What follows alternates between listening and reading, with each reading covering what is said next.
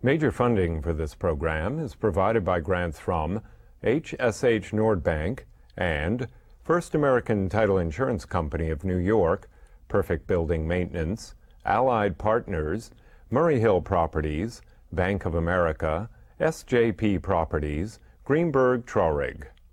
Additional funding for this program is made possible by grants from Arbor Realty Trust, BRT Realty Trust, BERDON LLP, CB Richard Ellis, City Habitats, City Investment Fund, Cushman & Wakefield, Eastern Consolidated, Essex Capital Partners, James D. Kuhn Real Estate Institute at Syracuse University, Massey Knackle Realty Services, Meridian Capital Group, McSam Hotel Group, Muss Development LLC, Newmark Knight Frank, PALIN Enterprises, Rosenthal & Rosenthal Inc., Signature Bank, Sidney Fettner Associates, Studley, Stonehenge Partners, Swig Equities, Extreme Contracting and Deconstruction.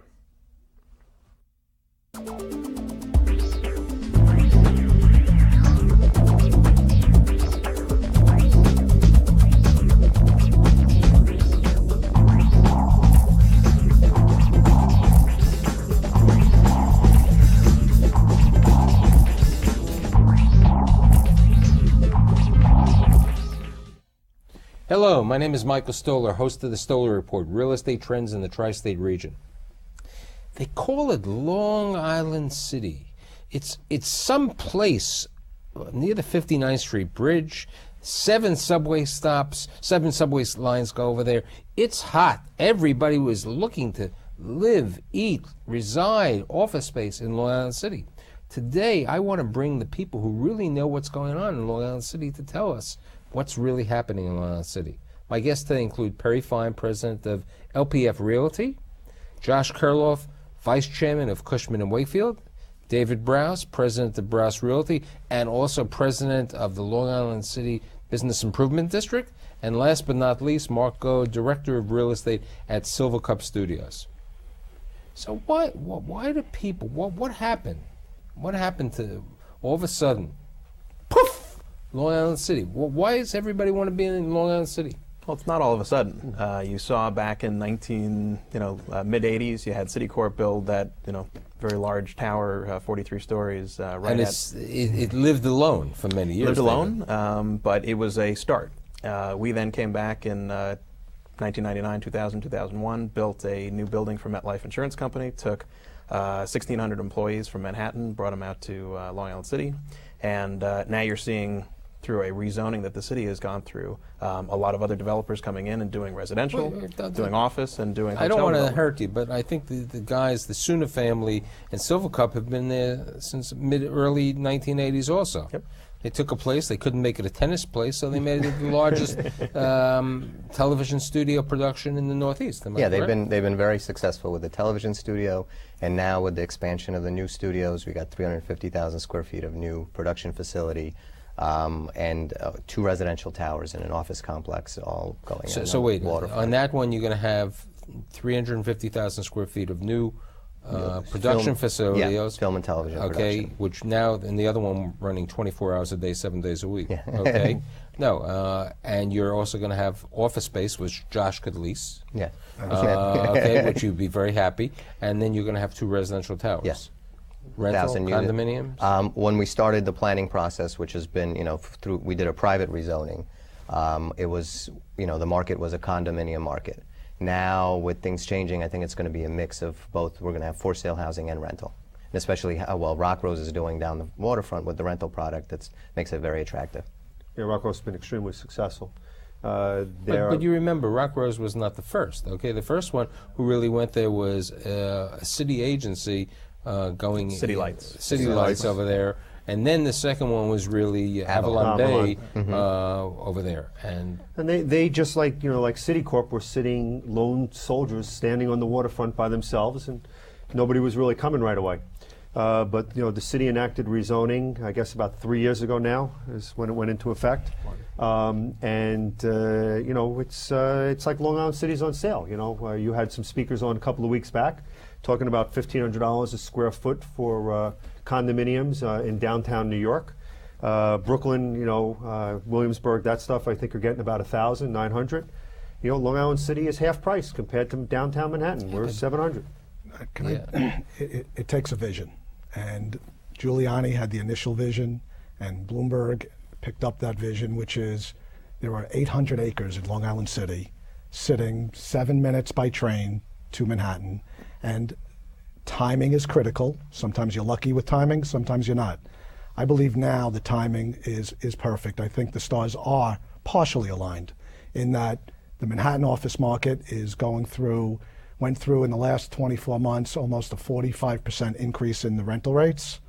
The vacancy rate is, as everybody knows, and you've had experts on the show before, is well below equilibrium. We don't have a lot of new construction in Manhattan, and rents right now are over $80 per square foot, and in some cases well over $100 per square foot in Midtown Manhattan. Which relates to many of the subjects that I've spoken about for years.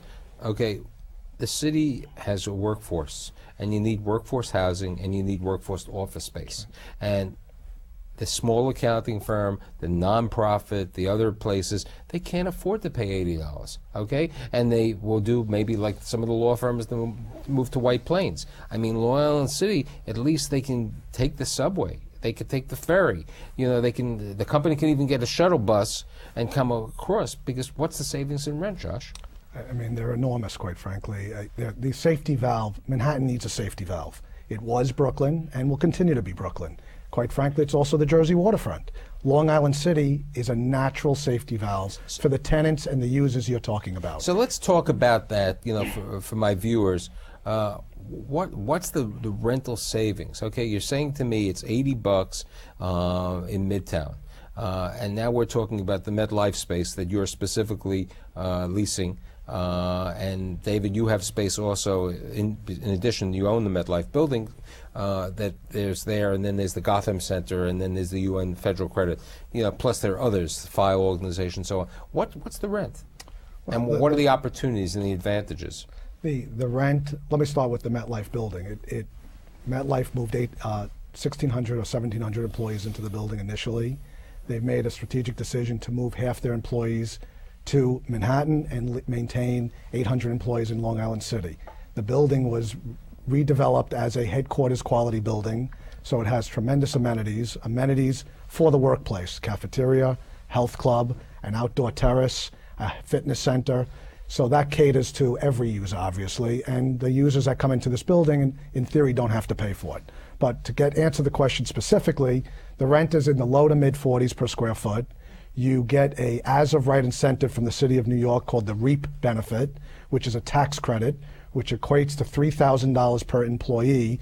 In simple math, that could come to, depending on one's density within that space, per annum, for 12 years which per would employee. Cut the rent down by $10 to $12 a foot. $15 a foot, and then they have what we call an ICIP, which is a tax incentive. So the taxes are how much? It's your building. That's about $4 a foot, and so it stays that way for 15 years, right. and then it goes up incrementally. So effectively, for the next 10. a company who would be paying if they had a lease, even if they were on 8th Avenue or something like that, and the lease is $50 for a Class B building, which isn't built to suit, here they could go in on the MetLife space and pay effectively low 30s. High 20s, low 30s. Correct. And in your other building that you've owned for years, they can go in at $25 a foot, which will really put them in like a $15. And then $10 a foot rent. Which is, I hate to say, it's a real great low-cost alternative. Michael, the way that I look at Long Island City and the way that I've always looked at it is that as you look at Midtown Manhattan, you can go east and west. Well, west you've got the West Side Yards. There's going to be some development there, but the subway access not that great.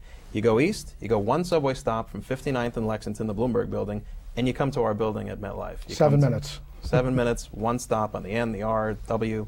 If you go from downtown, what are your two alternatives, east and west? You go west, you got Jersey City. You go east, you got Brooklyn. So downtown, the outlet that Josh was talking about, is great to get to Brooklyn and Jersey City. We hope they go to Brooklyn because we're New Yorkers.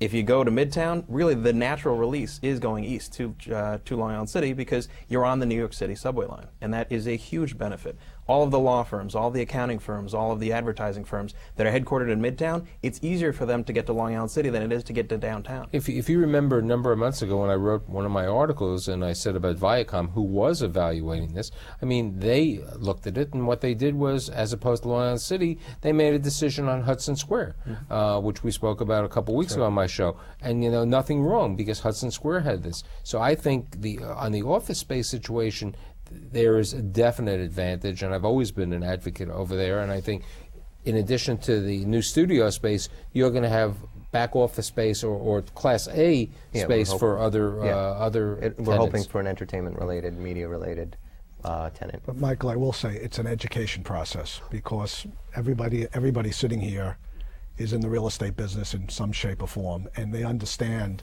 that when an area gets rezoned, what happens is developers come and they start to build. So if you go out to Long Island City today, you see cranes. I can almost say it feels like you're in Shanghai. You see cranes everywhere. There's how many residential units planned? 4,000. 4,000 being built right being now. built as we speak.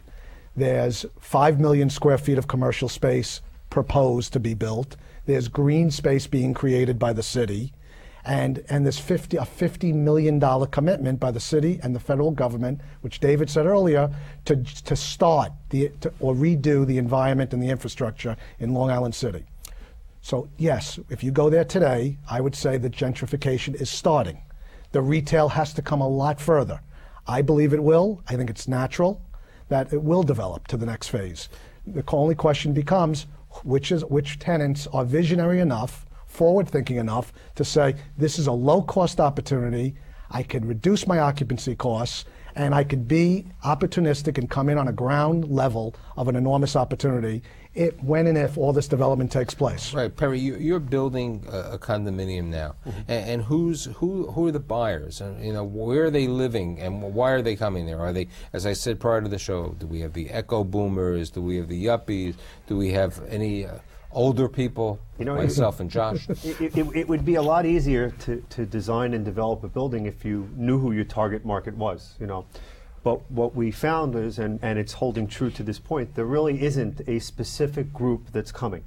We have everywhere from the couple who wants more square footage or more affordability from Manhattan to come to Long Island City, to people who are living in Flushing looking to come a little closer maybe on the 7 line to not have to fight, to empty nesters who are living on Long Island and are looking for a place. And they've been driving through Long Island City every year to go to Manhattan, and they see this maybe as a viable alternative.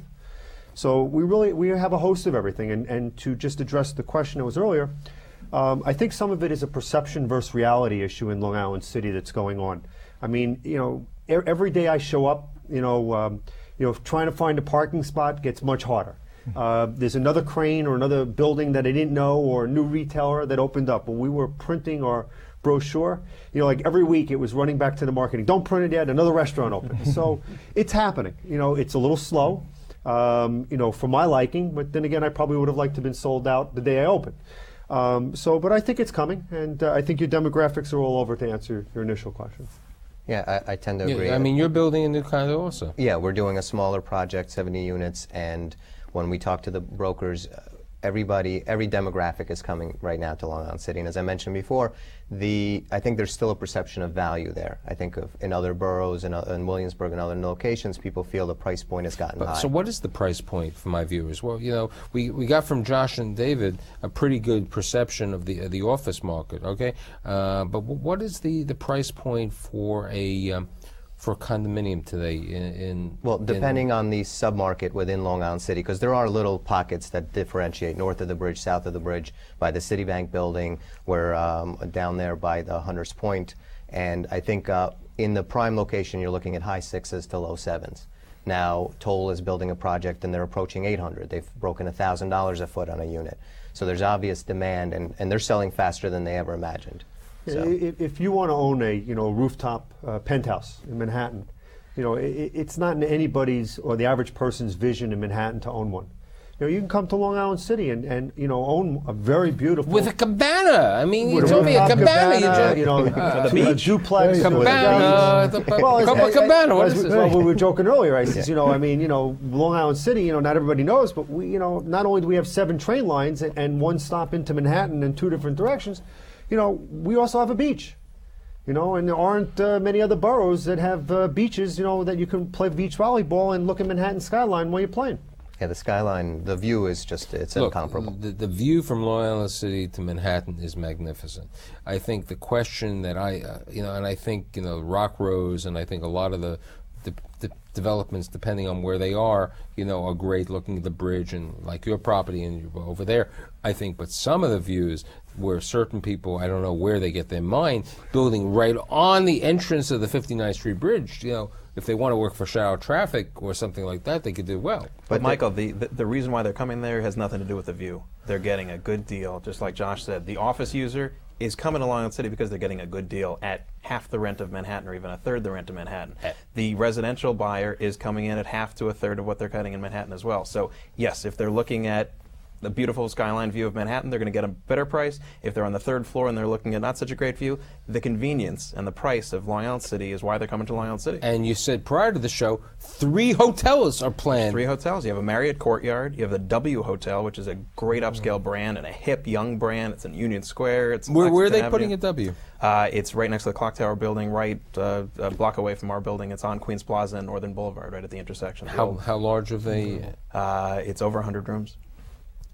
Is it a W or is it a loft? There's a W Hotel, real W, a Marriott Courtyard, and a Hilton Garden Inn are the 3 hotels that are being proposed for that one intersection where Josh mentioned $50 million of improvements. Look, right at that I park. can see, and because I've done a lot of shows on hotel, and I think I'm relatively expert on certain aspects of a hotel. You know, when people go to the studios, okay, you know, to go to Silver Cup or go to Kaufman Astoria, you know, there's a need, you know, people want to be closer by for the hotels. Unfortunately, in Long Island City today, you got a Comfort Inn, you got some, you have some small hotels, which a lot of travelers are using because they are much lower cost alternatives. Well, that's the beauty of the national chain, the international chain, that a traveler is coming in, you know, we talked about the foreign people coming into to Manhattan. They can't afford Manhattan. So you know where they're going? They're going to Fort Lee, New Jersey. They're going to Englewood. They're going to the Comfort Inn in Long Island City. So now you're finally going to have a good, respectable product. If you look at the W website, you're going to now see 3 W locations or 4 W locations in New York City as a whole, Queens being one of the aspects of it. You're going to save $200 a night by being at the W Long Island City versus the W at Union Square. But the W in Union Square is Union Square. Let's be No doubt, realistic. no, As Josh said But if you're gonna before, spend a the week- restaurants, okay, you know, Union Square is not Long Island City. It's not Border Avenue. There's a different case. And But you're coming from Kansas and you're going to spend a week in New York City. This is going to be your big trip of the year. You're coming to Long Island City instead of going to Disney World. But let's be You're going to candid. save $1,400. Let's be candid. What I see is today Long Island City, and then what I hope will evolve in the next 12 to 24 to maybe 36 months. So today it's going through gentrification.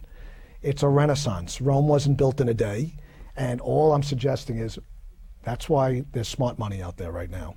The Jerry Spire family, the Durst family, the Alganian family, other major developers, smaller developers.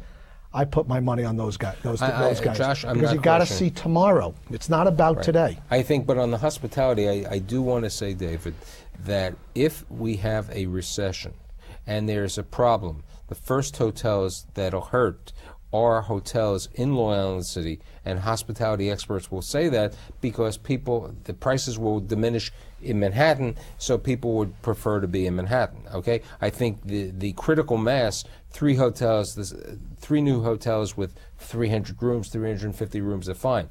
But if everybody starts thinking that it's hotel world, it's like what's happening in Harlem now. Harlem hasn't had a hotel. Now there are 4 planned over there. I agree with you. The beautiful thing is that it's not starting with massive 1,000-room convention hotels, because that's not Long Island City in 2007. But the beautiful thing is that when we started with MetLife, it wasn't quite 24/7 yet.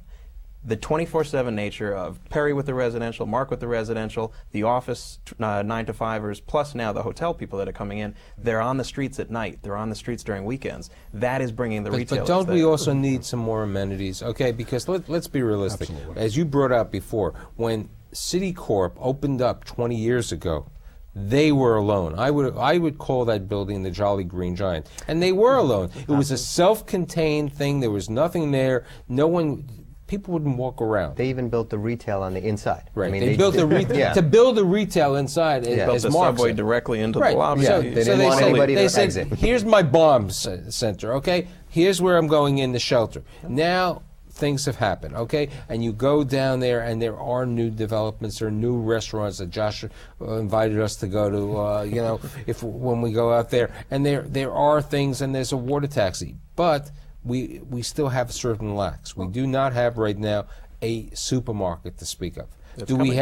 have a Walgreens yet? Do we have any? No. You have a Dwayne Reed Reed coming to coming? Citicorp. Citicorp is a brand new building directly across from your Jolly building. Right. Dwayne Reed is coming in. Lease is already signed. Amish Market is coming into Rock Rose's development right on the East River. That is a small supermarket, but it's a supermarket. I they think wouldn't the be Amish- coming there if they didn't think they could get their sale. 4,000 units under construction. 4,000 That- under construction. That's how many people? Is there about 8,000. It's is an it average of 8,000? 8 to 10,000 Yeah. people. So I would just think, not being a retail expert, it just had the. I'll with bring that someone dem- else from Cushman on Okay. retail. We have a few people. I mean, one of the things that's also Bring Bruce. interesting. One of the things that's also interesting about Long Island City is it's a very protected neighborhood, in the sense of it doesn't really run into any other neighborhood. You have the water, which separates Brooklyn from Queens on one side. You have the East River that separates you on another side. You have the Sunny Side Yards, which is Long Island Railroad, and the Hunters Point Station, which separates you on a third side. So 3 of the sides of Long Island City are effectively protected. It's almost like a peninsula, which actually works in a good way, because for the police precinct and from a safety standpoint, it's very easy to monitor. It's very easy to control points of ingress and access. There's virtually, the crime is very low statistically. It's actually one of the top, I think 2 or 3 top lowest Not the- crime You know, precincts in the overall, entire you know, city. all of you missed one of the best things why I love Long Island City. Why? Any idea? It's not the restaurants. The It's Marathon. Costco. The Costco. I mean, where else? I mean, you don't have it. You know, Long Island City, 5 minutes from Manhattan is Costco.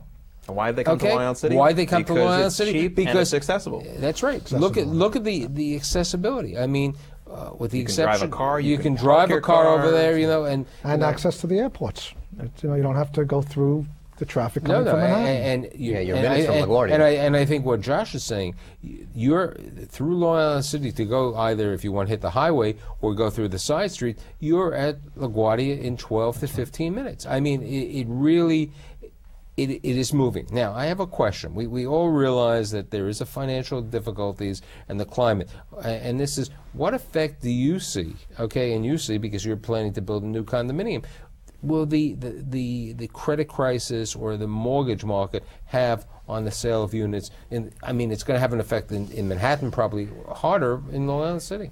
Let me address it on 3 parts. First of all, you know, there's a developer in New York. I've known him a long time. His name's Larry Silverstein. Some of you may know him.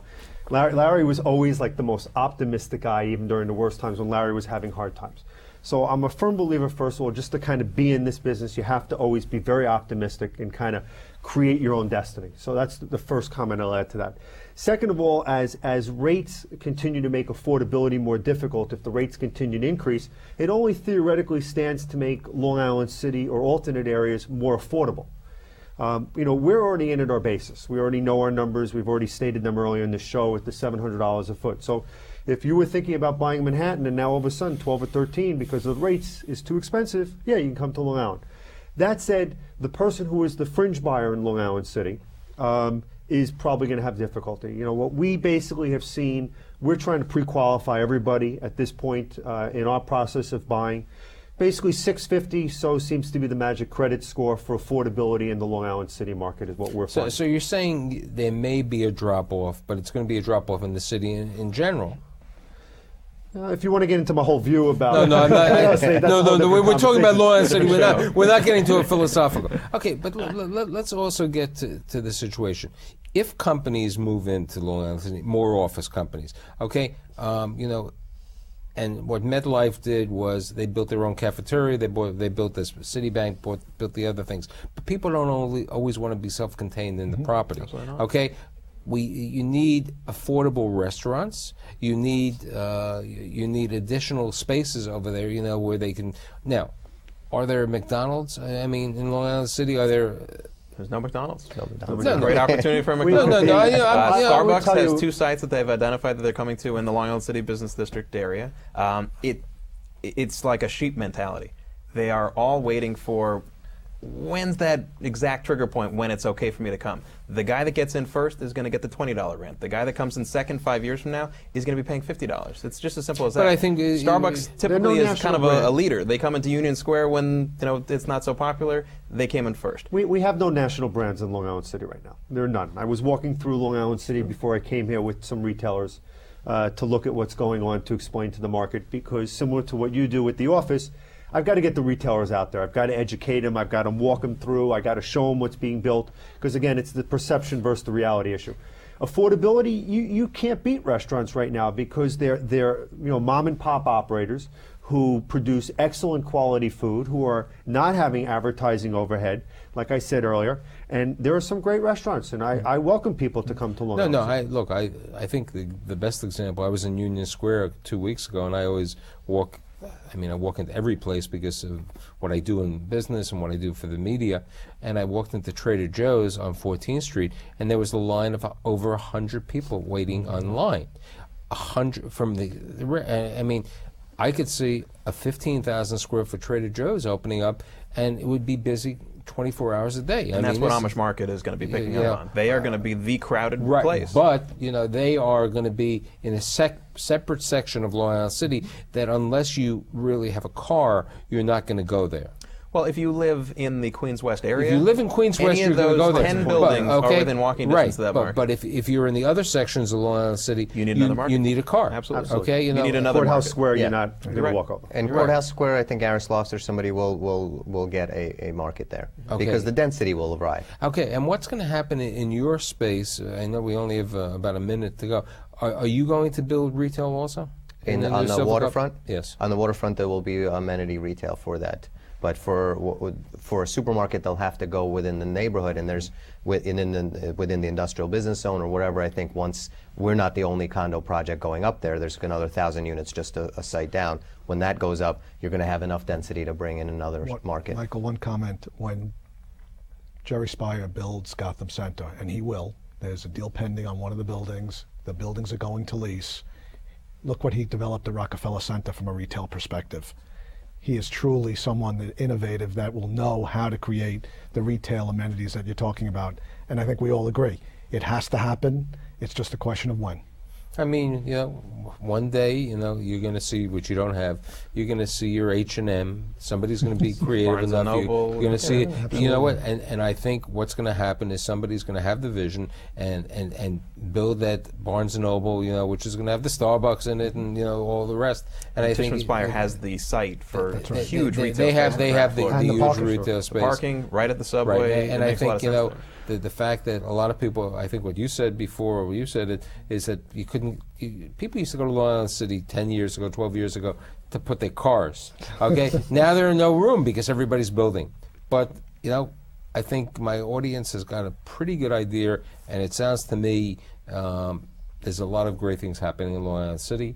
I'm really happy that I've been able to provide my viewers some really good insight both on the residential and the commercial. I'd like to thank Perry Fine, Josh Kurloff, David Browse, and Mark Gold. Next week, let me try to see what's going on. I don't remember for next week. Okay, see you next week. Thank you very much. Thank you. Thank you.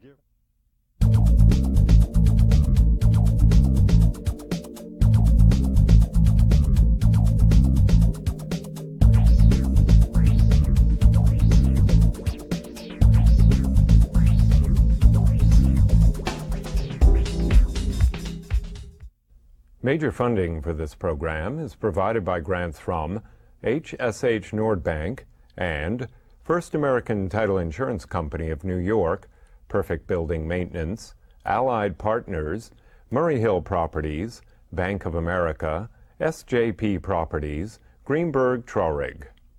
Additional funding for this program is made possible by grants from Arbor Realty Trust, BRT Realty Trust, BERDON LLP, C.B. Richard ELLIS, City Habitats, City Investment Fund, Cushman & Wakefield, Eastern Consolidated, Essex Capital Partners, James D. Kuhn Real Estate Institute at Syracuse University, Massey Knackle Realty Services, Meridian Capital Group, McSam Hotel Group, Muss Development LLC, Newmark Knight Frank, PALIN Enterprises, Rosenthal & Rosenthal Inc., Signature Bank, Sidney Fettner Associates, Studley, Stonehenge Partners, Swig Equities, Extreme Contracting and Deconstruction.